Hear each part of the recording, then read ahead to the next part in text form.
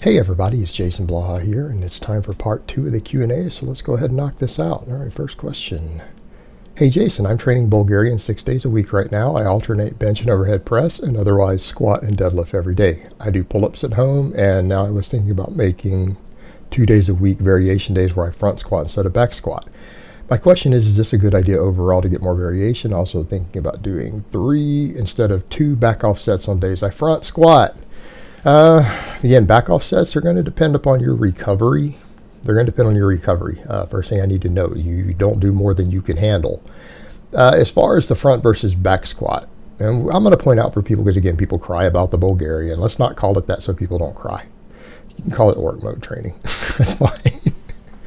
All right. A lot of people try to do the front squats with it. My observation, having messed with it myself, and you look at guys like Damian Pizzetti who do this style of training and has, you know, a 700 raw beltless squat, which, so again, he's no slouch in it. He personally feels that front squats don't do shit for your back squat. They don't do shit. They don't carry over unless you're just starting lifting, and in which case, you know, you get stronger on your front squat, your back squat will go up. I tend to agree. I've done it this way. I think you're going to make slower progress. I think if you want to add in a variation of the back squat to improve your back squat faster on this with a novel training response, maybe do like a pause squat, beltless pause squat, some sort of variation like that to give a novel training effect, something that carries over better to your raw back squat. That would probably be a much, much wiser choice. And that's just based upon my observation and other people out there. I just, again, a lot of lifters who've messed with it over the years honestly feel, and I tend to agree, that the front squat doesn't carry over to the back squat that well, because some of the primary movers involved in things that you want don't actually get recruited as much, and that's why you end up lifting less weight. Just, you know, my take on it. Now, if you're going to be an Olympic lifter, it totally makes sense to do it that way, but you're not. All right, next question. Hi Jason, was wondering what your thoughts were on doing front squats after heavy deadlifts and stiff leg deadlifts after heavy squats. Would this be ideal accessory work? Cheers. That's not accessory work at all. That's assistance work. Those are variations of the main lift. That's not accessory. That's assistance. Accessory work is there to work completely different movement patterns from your primary lifts to bring up weak links or muscles that don't get worked as much. What muscles get worked with the front squat that don't get worked on the back squat? What muscles get worked on the stiff leg deadlift that don't get worked on the heavy deadlift? Right, to a larger extent, much greater extent. They don't. They're assistance movements. They're easier, lighter variations of the primary exercise, right? That's assistance. As far as that goes, which assistance and accessories should you do? Well, I can tell you right now that you pick the ones that are based upon your needs. Do you have a specific weakness in your training that needs to be addressed with the front squat? If you do, then the front squat would be a good assistance movement. If you don't, then it would be a bad one. It's not even close to ideal. Same thing with the stiff leg deadlift. Is there something going on specifically with your training? Maybe your hamstrings are really, really lagging or something compared to your back and everything on your deadlift, in which case it would make sense. If you have really strong hamstrings already and they're not even close to being a weak link in your deadlift, then no, the stiff leg deadlift wouldn't be your ideal assistance movement, would it? Not even close. You pick these based upon your weak points, and your weak points are not going to be the same right now as they're going to be a year from now. Assistance work and accessory work is context specific for the individual 100% of the time. There is no such thing as cookie cutter here. They need to be tailored to the specific athlete's needs this week. They may not be the same next month. This week, that's what matters. Where are you at this week right now? That's how you pick assistance and accessory work. What are your exact current weaknesses? That is the only consideration. So they might be a horrifically bad choice for you right now, or they might be an amazing choice. I can't tell you. You need to assess your training, and you need to tell me. All right, next question. How to conjugate general purpose strength training as an intermediate level in starting MMA training? Should I reduce volume, training full body 2 times a week?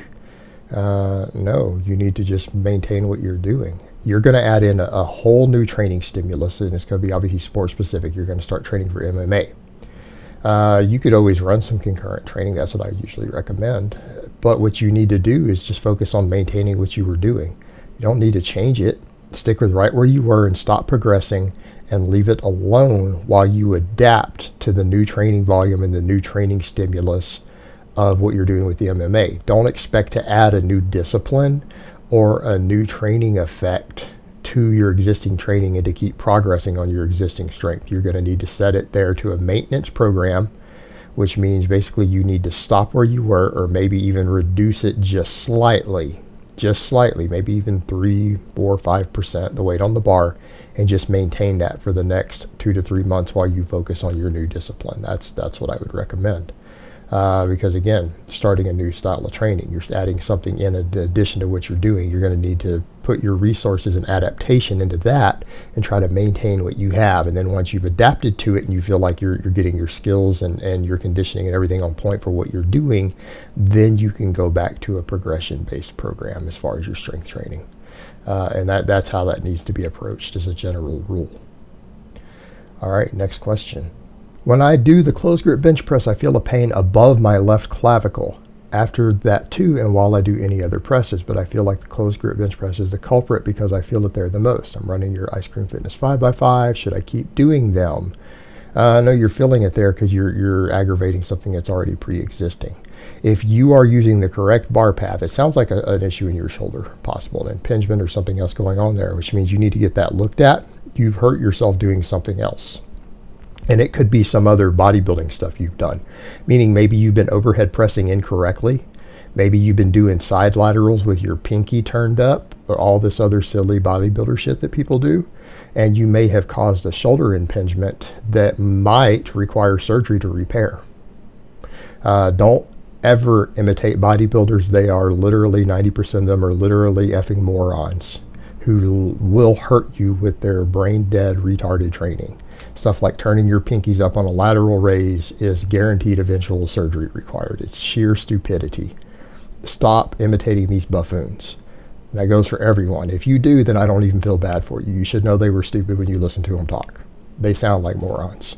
So, that being said, rant over, you very possibly have a pre-existing injury because a properly performed closed grip, especially if you're running my program and you're doing all the pulling work, you shouldn't be developing a shoulder issue like that up there.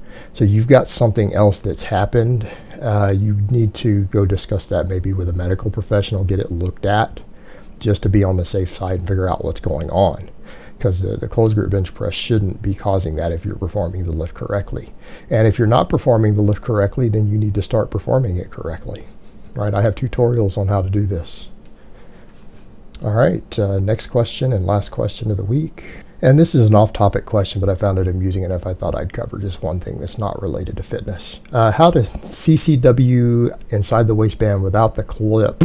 Oh my God, don't say clip. From the holster showing on my belt. As a European, I can't walk around all bagged up like in the US, but in the case refugees want to bust my cheeks, I want to make it clear that there is no type of consensual thing going on. Maybe bagpuss can chime in and share a word of advice. Well, what bagpuss would tell you is that you Europeans need to get up to speed on deep concealment. Now, that being said, it's not a clip, it's a magazine, right? You're not from the hood. It's not called a clip. It's called a magazine.